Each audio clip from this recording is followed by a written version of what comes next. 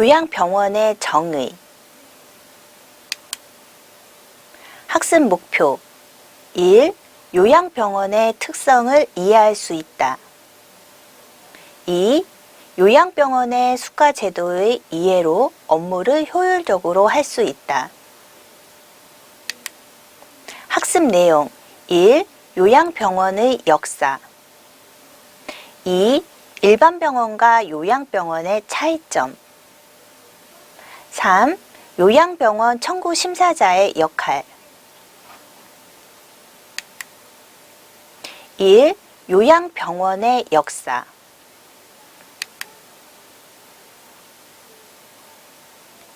선생님 안녕하세요. 네, 이번 시간에 요양병원의 역사, 요양병원이란 어떤 곳인지 먼저 알아보도록 하겠습니다. 요양병원이라는 것은 의사나 한의사가 의료를 행하는 곳으로 요양환자 30명 이상을 수용할 수 있는 시설을 갖추고 주로 장기 요양이 필요한 입원 환자에게 의료를 행할 목적으로 개설한 의료기관입니다. 여기서 요양병원이라는 것은 의사나 한의사가 의료를 행하는 곳이기 때문에 어떤 환자의 ADL이 불편하거나 어떤 생활요양처럼 의료를 행할 목적이 있지 않은 환자가 입원하면 안 되겠습니다. 이렇게 요양환자 30명 이상을 수용할 수 있는 시설인데요. 이제 병원인 거죠. 선생님들 요양의원 이렇게 못 들어보셨을 거예요. 그래서 이제 요양병원에 그러니까 30명 이상을 수용할 수 있는 30명 이상은 병원이고요. 30명을 수용할 수 없다 그러면 의원으로 구분이 되죠. 그래서 저희가 요양병원에 이렇게 입원할 수 있도록 시설을 갖춘 후에 주로 장기 요양이에요. 그러니까 환자가 어떤 급성 질환이다 이러면 요양병원으로 입원하는 것이 아니라 급성기 병원, 저희가 일반 병원이라고 이해하시면 되는데요. 이제 그쪽으로 입원을 하는 거고요. 환자가 어떤 장기적인 요양이 같이 필요하다 이럴 때는 요양병원에서 입원할 수 있도록 한 이렇게 의료를 행할 목적이다 이러면 이렇게 가능하도록 한 의료기관이 요양병원이다 이렇게 알고 계시면 되겠습니다. 그럼 요양병원에서는 장기 입원이 가능하다라고 얘기를 드렸는데 입원 대상은 어떻게 되는지 함께 보도록 하겠습니다. 요양병원의 입원 대상은 노인성 질환, 만성 질환자, 또는 수술 후 또는 상해 후에 회복 기간에 있는 자로서 고관절 수술 환자를 이해하시면 될 것 같고요. 이렇게 주로 요양을 필요로 하는 자이다 이렇게 명시되어 있습니다. 여기서 노인성 질환과 만성 질환자는 어떤 환자를 말하는지 뒤에서 한 번 더 설명을 드리도록 하겠습니다. 이렇게 입원하지만 정신질환자는 또는 전염질환자는 입원 대상으로 하지 않고 있고요. 요양병원에서 정신질환자라고 하지만 어떤 노인성 치매 환자는 제외입니다. 정신질환자는 저희가 질병분류에서 F라는 코드로 분류가 되는데 치매 환자도 F코드거든요. 그렇지만 정신질환자는 요양병원에서 입원할 수 없고 당연히 정신병원으로 입원을 해야 되겠죠. 그런데 이렇게 정신질환자는 되어 있고 가로에 노인성 치매는 제외이다 이렇게 되어 있기 때문에 이 부분은 선생님들이 중요하게 생각하시고 별표해 놓으셔도 될 것 같습니다. 이렇게 치매 환자는 요양병원에 입원을 할 수 있고요. 근데 다만 저도 요양병원에 근무했을 때를 생각해 보면 좀 공격적이거나 이런 환자들은 물건을 던지거나 이러면 다른 환자를 다치게 할 수도 있기 때문에 이런 부분들에 대해서 선생님들이 좀 자세하게 환자를 관찰해 보는 것도 중요하겠습니다. 그래서 정신질환자 요양병원에 입원이 안 되고요. 또한 전염질환자입니다. 사실 이제 그 어르신들 같은 경우는 워낙 이제 고연령대이시기 때문에 어떤 이런 전염질환이라 그러면 더 취약하거든요. 그래서 이런 환자들은 입원 대상이 되지 않는다라는 거 알고 계시면 되겠습니다. 그렇게 요양병원에서 이번에 이제 수가 제도에 대해서 보면 이번에 2019년 11월 1일부터는 수가 제도가 또 변경되었는데요. 이제 이렇게 수가 제도가 계속 변경되는 부분이 있습니다. 이런 수가가 맨 처음에는 이제 어떤 일당 정액 수가로 가지만 이번에 이제 또 변경이 1차 됐었고요. 이번에 좀 한 10년 넘었는데 이번에 2019년 11월 1일부터는 수가가 변경되어서 선생님들이 조금 혼란스러울 수도 있고 이제 이런 교육을 좀 통해서 빠르게 좀 습득하셔야 요양병원에서는 또 환자평가표를 해야 하잖아요. 이렇게 해서 빨리 이해하시는 게 업무에 좀 업무하시는데 수월할 것 같습니다. 그래서 수가 제도를 보면 이제 인구 노령화라든지 노인성, 만성, 퇴행성 질환 증가로 인해서 장기 요양 서비스에 대한 수요가 증대되어 있고 이에 적합한 지불 보장 방식이 필요하여서 요양병원의 입원 환자를 위한 질병군, 기능 상태별 일당 정액 수가를 개발하여 시범 적용한 바 주 진단명 변동 경향 및 자원 소모량 반영 부족이 지적되었습니다. 이에 따라서 질병군 기능 상태별 일당 정액 수가에서 의료적 서비스 요구도나 기능 상태별의 일당 정액 수가 체제로 개정되었습니다. 이렇게 이제 뒤에서 선생님들 계속 반복하실 텐데요. 요양병원에서는 급성병원처럼 어떤 행위별에 대한 부분보다는 어떤 환자평가표라는 것을 통해서 어떤 정액수가가 발생합니다. 이렇게 이해하시면 되겠습니다. 요양병원의 현황은요, 우리나라는 노인요양병원이 1995년에 생기기 시작하는데 현재 기관 수는 계속 늘어나고 있는 추세라고 알고 계시면 되겠습니다. 그럼 이렇게 요양병원이 증가하는 요인은 어떤 걸까요? 네, 노인 인구의 급속한 증가, 초고령화 사회 진입이다 이렇게 선생님들 들어보셨을 텐데요. 이런 원인이나 또 두 번째로 사회적 인식의 효문화가 변화되었습니다.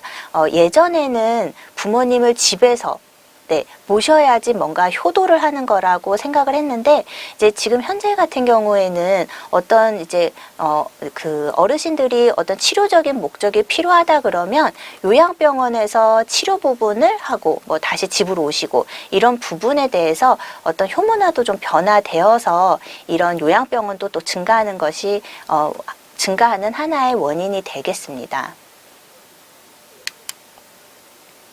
두 번째로 일반 급성기 병원과 요양병원의 차이점에 대해서 보도록 하겠습니다.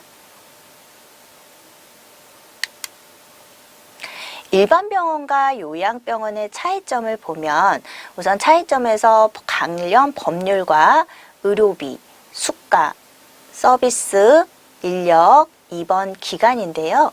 이렇게 일반 병원은 저희가 의료법과 국민건강보험법, 요양병원도 의료법과 국민건강보험법이고요. 요양원 같은 경우는 노인복지법이나 노인장기요양보험법을 따릅니다. 의료비 같은 경우는 국민건강보험의 적용을 받고 요양병원도 같겠죠. 근데 요양원은 노인장기요양보험입니다. 그래서 의료비가 국민건강보험 적용과 노인장기요양보험으로 분리된다는 거 알고 계시고요. 수가의 내용을 보시면 일반 병원은 행위별 수가제입니다. 그래서 하는 것마다 어떤 행위나 재료대나 뭐 약제비가 하나하나 수가로 발생한다면 요양병원은 일당 정액 수가, 이제 단어를 좀 잘 보시면 되는데요. 하루에 어떻게 정해져 있는 금액이다 이렇게 이해해 두시면 되겠습니다. 요양원은 요양 등급 적용해서 1에서 5등급으로 등급에 따라 산정을 하는 부분입니다. 서비스 내용을 좀 자세히 보시면 서비스는 일반 병원은 의료 서비스, 치료가 주라면 요양병원은 의료 서비스에서 치료와 돌봄이 함께 갑니다. 또한 요양원은 식사와 돌봄 서비스가 주가 되고요. 또 인력으로 보면 일반 병원과 요양병원은 전문 의료진, 그러니까 의사나 한의사가 의료를 행할 목적이 있는 환자, 이렇게 이해하시면 되고 요양원은 전문 의료 서비스가 불가능합니다. 그래서 요양원 같은 경우는 촉탁의가 이제 와서 이렇게 이제 저희가 일부 진료를 보는 거죠. 입원 기간은 일반 병원은 치료 기간입니다. 뭐 수술을 하였다면 이제 수술하기 전과 수술이 끝나고 약간 회복기가 지나면 퇴원을 해야 되는 거고요. 요양병원은 어떤 요양병원에 입원이 가능한 환자라 그러면 장기적으로 입원이 가능한 경우로 이해하시면 되겠습니다. 요양원도 물론 이 등급에 따라서 장기 입원이 가능합니다.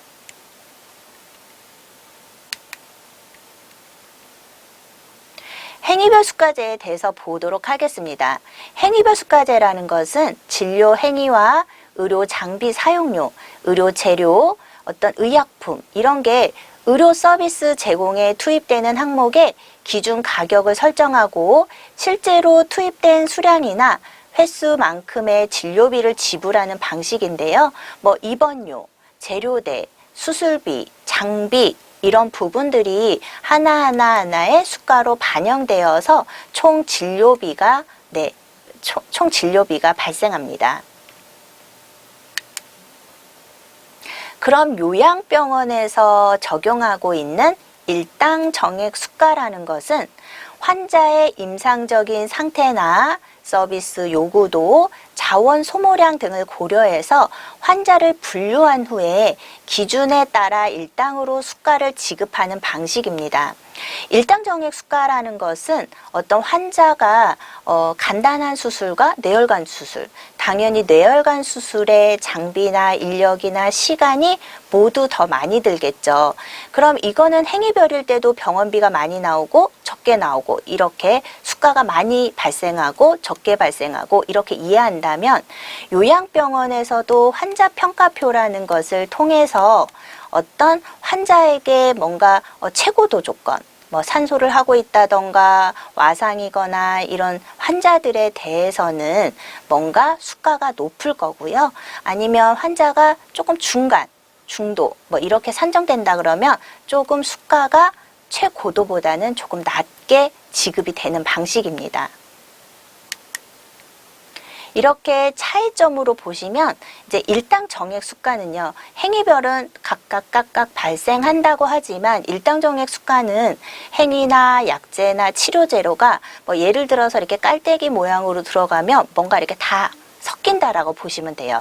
그 다음에 자 여기에 일당 정액 수가로 반영되는 거예요. 이렇게 섞이는 과정에서 필요한 게 환자 평가표. 환자 평가표를 통해서 일당 정액 수가가 발생한다. 이렇게 알고 계시면 되겠습니다. 3. 요양병원에서 중요점.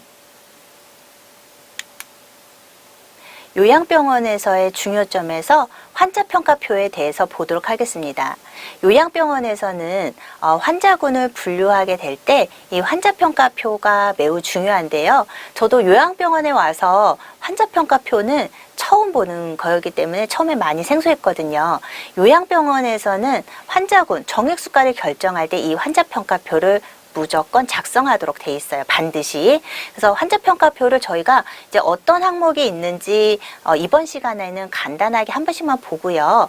이 하나하나의 항목에 대한 기재 방법은 뒤에서 다시 학습할 거기 때문에 이제 요양병원에서 근무하는 선생님도 있고 요양병원 지금 안 계시는 선생님들도 계실 것 같아서 환자평가표가 이제 어떻게 생겼는지 이 정도만 간단히 보는 거라고 생각하시면 되겠습니다.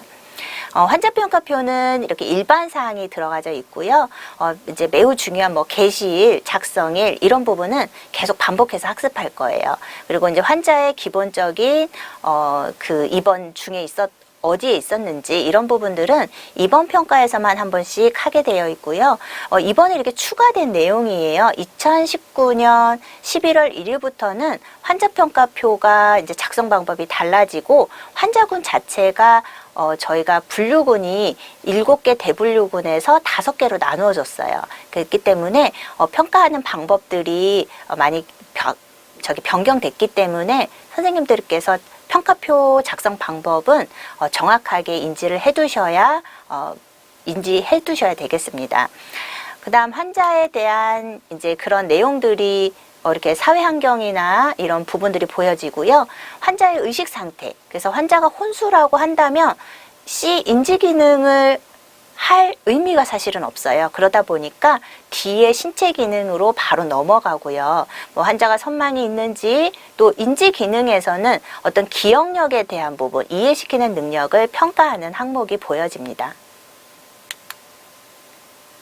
또한 환자의 행동 심리 증상의 빈도는요, 뭐 망상, 환각, 초족 혼경 이런 어떤 항목에 따라서 치매가 있다는 진단 하에 그 다음에 어떤 약제를 어떻게 복용하느냐에 따라서 환자가 중도도 되고요, 그 다음에 경도도 돼요. 그래서 이런 부분들이 환자군이 분류되는 항목에 대해서 이제 또 학습하실 거예요. MMS는 이제 치매 검사를 통해서 점수와 그 다음에 그 검사일을 적었는데 이번에 추가된 거는 CDR이나 GDS 두 개 중 하나를 선택해서 이것도 점수와 검사일을 적도록 되어 있어요. 뭐 신체 기능은 요양병원에서 너무나 중요하죠. 환자의 일상생활 수행 능력인데요. 옷 벗고 입기부터 화장실 사용하기라는 10개 항목의 기립 자립 정도를 확인하는 거예요. 그래서 완전 자립은 1, 2, 3점, 4점, 5점 이런 식으로 해서 환자의 이 ADL을 평가하는 항목이고요. 요양병원에서는 이게 매우 중요해요. 그래서 어떤 경우에 옷 벗고 입기, 세수하기 이런 항목들에 대해서도 자세히 알아두셔야 하고, 이제 배설 기능에 대한 것도 환자가 대소변을 어떻게 조절을 하는지, 또한 이런 어떤 조절 프로그램을 하고 있는지에 대한 부분을 체크하도록 되어 있어요. 질병 진단도 이렇게 질병이 쭉 보여지죠. 그래서 있는 환자에 대해서 이렇게 체크를 하는데 여기 없는 질병은 어떻게 하나요? 막 질문하시거든요. 여기 없는 항목은 체크 안 하셔도 돼요. 그러니까 이 평가 항목에 있는 내용들을 이제 적으시는 거고요. 물론 이 뒤로 평가 항목이 또 많아요. 근데 제가 아까 말씀드린 거와 같이 평가표라는 게 이제 좀 어떤 내용들이 조금 들어가 있는지만 지금은 본 거기 때문에 이 뒤에 이제 평가표 내용은 많다라는 거. 그냥 평가표는 이렇게 보여진다라는 것만 알고 계시면 되겠습니다. 그럼 요양병원에서 중요점에서 환자 분류군의 개편이에요. 이 부분은 매우 중요하기 때문에 알아두셔야 되는데, 의학적 입원 필요성에 따른 단일 기준으로 입원 환자 분류 체계를 정비해요. 그러니까 전에는 저희가 7개로 나누어졌다 그러면 이제는 의료 최고도, 고도, 중도, 경도, 선택 입원군이 신설되었어요. 그러니까 이 선택 입원군이라는 거는 전에 신체 기능 저하군 이렇게 얘기했었거든요. 근데 이제 요 부분으로 신설이 되어서 약간 본인 부담이나 이런 부분은 같지만 어떤 단어는 선택 입원군으로 신설되었습니다. 이렇게 기존 환자 분류 기준을 대부분 유지하고 일부 불분명한 기준을 정비하였고요. 이렇게 적극적 환자 치료 독려를 위한 중증 수가는 10%에서 15% 정도 인상을 하였고, 환자평가표의 이런 이해라던가 청구할 때 일당정의 수가의 정확한 반영이 필요해요. 그러니까 요양병원에서는 이 환자평가표가 다른 데는 없거든요. 요양병원에만 있거든요. 그래서 이런 환자평가표를 잘 이해하여야지 정확히 반영이 돼요. 그러니까 이 청구할 때 일당정의 수가를 정확히 반영할 수 있으려면 함께 간호사의 정확한 환자 파악이 필요해요. 이 환자평가표는 병실에서 환자 간호를 전담하는 간호사가 작성을 하기 때문에 이미 병동에서 이 환자의 분류군이 나오는 거거든요. 산정되기 때문에 어떤 간호사가 정확하게 환자 파악을 해야 되고, 이제 청구할 때 정확히 반영해서 청구해야 된다는 거, 이렇게 알고 계시면 되겠습니다. 또한 포괄되는 정액 수가의 이해가 필요하고, 또한 의무기록의 일치성입니다. 기재 내용 확인 이렇게 되어 있는데, 제가 방금 말씀드릴 때 환자를 보고 환자평가표를 하는 것이 아니라 환자의 상태를 의무기록에 작성하고 이 의무기록을 가지고 어떻게 해요? 환자평가표를 한다고 했어요. 네, 이 내용이라는 거 잘 알고 계시면 되겠습니다. 요양병원의 특수성을 이해해야 돼요. 환자의 ADL, 저도 요양병원 와서 이렇게 ADL을 집중적으로 이렇게 보고 생각해 본 적이 많지는 않았던 것 같은데요. 환자의 일상생활 수행 능력에 대한 이 부분을 잘 알고 계셔야 되며 요양병원에서 인력 차등제에 대한 적용과 또한 요양급여 적정성 평가나 요양병원 인증제도의 이해가 필요하겠습니다. 자, ADL은 많이 나오기 때문에 제가 한번 볼게요. ADL은 일상생활 수행 능력인데요. 목욕하기, 옷 갈아입기, 식사하기, 앉기, 걷기, 화장실 이용하기 등 기본적인 일상활동을 독립적으로 할 수 있는지를 측정하는 지표입니다. 일상생활의 자립도 이렇게 알고 계시면 되겠습니다. 이제 요양병원에서 이 ADL이 예전에는 7개 분류군이랑 또 여기에 ADL에 따라서 15개의 소분류로 나누어졌기 때문에 이 ADL이 이 분류에서 또 작용을 했어요. 근데 이제는 이 ADL이 없어지고 이거 자체가 5개 분류군으로 나누어졌거든요. 그러다 보니까 선생님들께서 일상생활 수행 능력 ADL이죠. ADL에 따른 중분류 요게 없어졌다는 거예요. 이게 없어졌으니까 일상생활 수행 능력 평가를 이제 해야 하나요? 라고 물으시는데요. 답변을 보시면 일상생활 수행 능력 ADL은 중분류는 삭제되었지만 환자군별 기준은 남아있어서 환자 평가표의 ADL 평가는 해야 한다라는 거 이렇게 알고 계시면 되겠습니다. 그럼 이제 보험 청구 심사자의 역할에 대해서 한 번 더 보고 마무리하도록 하겠습니다. 보험 심사자는 이제 건강보험이나 의료급여, 진료 이런 부분에 따라서 보험 진료비, 그다음에 비급여 진료비, 원무 수납 이렇게 나누어져 있는데요. 이렇게 이 부분에 따라서 보험 내역의 심사를 합니다. 그리고 이 보험심사팀에서 이 심사를 한 내용에 대해서 심평원으로 보내서 심평원에서 또 심사가 이루어지고요. 여기서 결과가 나오면 국민건강보험공단에서 병원으로 진료비에 대한 부분을 지급하는 방식입니다. 그래서 심사자의 역할은 어떤 보험급여에 대한 이런 부분들을 바르게 적용하고 또 확인할 수 있는 능력을 가져야 합니다. 이렇게 심사자는 진료를 보게 되었을 때 자격관리를 통해요. 환자가 의료급여일 수도 있고 건강보험 환자일 수도 있고 차상위 환자일 수도 있어요. 이럴 때 본인 부담을 적용하는 것도 다르고 어떤 산정코드를 확인하는 법도 다르기 때문에 이 부분은 제가 이제 요양병원에서 저희가 환자평가표와 정액수가여서 조금 더 다룰 수는 없지만 이제 선생님들께서 이 보험 청구를 계획하고 계신다 그러면 건강보험 안에 또 요양병원도 있고 한방 청구에 대한 것도 있고 다 있거든요. 그래서 어떤 건강보험 청구에 관한 기본 틀은 한 번 더 학습하셔야 되지 않을까라고 생각이 듭니다. 이렇게 본인 부담금 확정과 함께 일부를 심사평가원의 심사를 거쳐서 국민건강보험공단으로 청구하게 되는데 이 제방 과정에서 각 단계별의 적정 여부, 지침을 통해서 심사 청구가 이루어지게 되고 요양기관에서 이 업무를 수행하고 사후관리까지 담당하는 것이 청구 심사자의 역할이라는 것으로 알고 계시면 되겠습니다. 주요 업무로는 첫 번째로 외래와 입원에 따른 진료 이용도의 분류와 또한 보험 구분에 따른 건강보험, 의료급여, 자동차보험, 산재 모든 거를 심사하고 청구하는 거죠. 그러니까 청구만 보내는 게 아니라 나름의 어떤 거예요? 이 우리 병원에서 발생한 내역에 대한 부분을 심사를 해야 하는 거고 보험심사 기준에 대한 부분이나 교육을 해야 돼요. 그러니까 심사 기준을 바로 확인할 수 있어야 하고 또한 이것을 저만 알고 있는 게 아니라 의료진이나 또 간호파트 이런 어떤 교육을 교육을 시행해야 합니다. 네 번째로 민원 처리나 어떤 요양병원에서 적정성 평가에 환자 평가표도 반영이 되기 때문에 이런 연관성에 대해서도 잘 알고 계시면 되겠습니다. 퀴즈를 풀어보도록 하겠습니다. 1.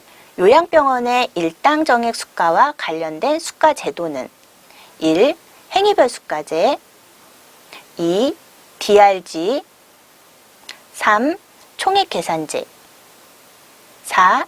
일당 정액 수가 5. 선택 진료비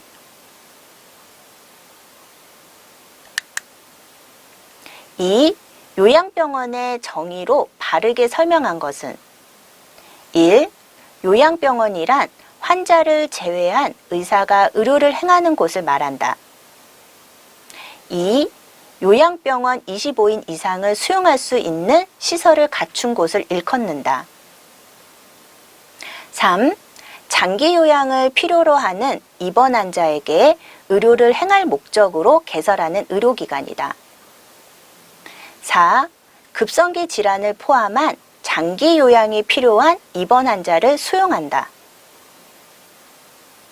5. 전염 질환자라도 65세 이상이면 입원할 수 있다. 요점 정리를 보도록 하겠습니다. 요양병원의 역사를 보면 요양병원은 저희가 30인 이상 장기 요양이 필요한 환자가 의사나 한의사가 의료를 행할 목적으로 개설한 의료기관이다. 이렇게 얘기를 드렸고요. 요양병원에서는 어떤 만성질환자라든지 이런 환자들에 대해서 입원이 가능했었고요. 또한 일반 병원과 요양병원의 차이점을 보면 일반 병원과 요양병원은 어떤 치료 목적이냐 아니면 치료와 요양이냐, 또한 두 군데는 다 전문 의료진이 있죠. 요양원은 없었어요. 그리고 이 선생님들이 같이 알아두시면 좋은 거는 요양원은 등급으로 나누어졌기 때문에 요양병원에서 가끔 오셔서 저는 등급이 환자가 몇 등급인데요. 요양병원에서 어떻게 적용되나요? 라고 물어보시는데 그때는 선생님들께서 장기요양보험하고 저희가 건강보험하고 다르죠. 그 등급은 요양원에 가실 때 적용이 될 거고요. 요양병원에서는 어떤 환자가 받은 등급에 관해서 산정하는 것이 아니라 적용되는 수가는 환자평가표를 따른 일당 정액 수가였죠. 이렇게 알고 계시면 되겠습니다. 그래서 요양병원에서는 이렇게 급성기 병원과 다르게 중요하게 파악해야 될 사항들이 좀 있었어요. 환자평가표도 그랬고요. ADL도 있었기 때문에 이런 그 내용에 대해서 선생님들이 잘 숙지하시면 요양병원 과정에 대해서 이해하시고, 또한 보험 청구에 관심이 있으신 선생님들은 그 업무를 하시는데 문제가 없도록 좀 이렇게 공부가 잘 되실 것 같아요. 그래서 이제 이렇게 뒤에서 환자평가표 내용이라던가 요양병원에서의 어떤 수가 부분은 또 많이 다루어질 거기 때문에 그 선생님들 포기하지 마시고 잘 학습해 나가시면 될 것 같습니다. 감사합니다.